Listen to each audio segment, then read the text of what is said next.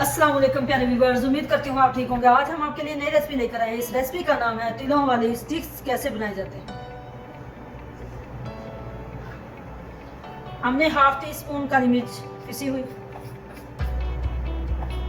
Half tea spoon नमक add किया, 2 tablespoon हमने इसमें कॉर्नफ्लोर ऐड कर दिया।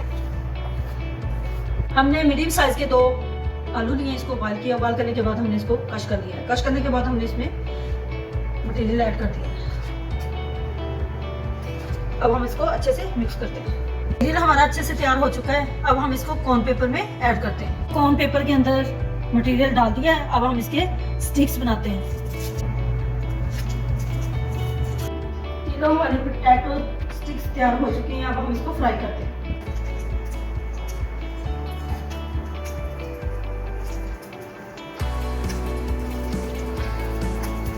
तिलों वाली पोटैटो स्टिक्स हमने ऑयल के अंदर ऐड कर दिया।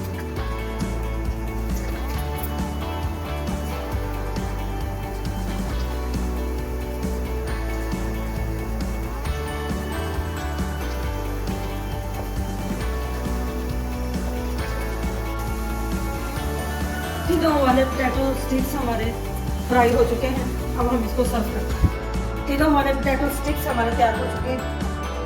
वीडियो हमारी पसंद है, लाइक करना, सब्सक्राइब करना और बेल आइकन को प्रेस करना ताकि हमारी वीडियो बर वक्त आप तक पहुंचे।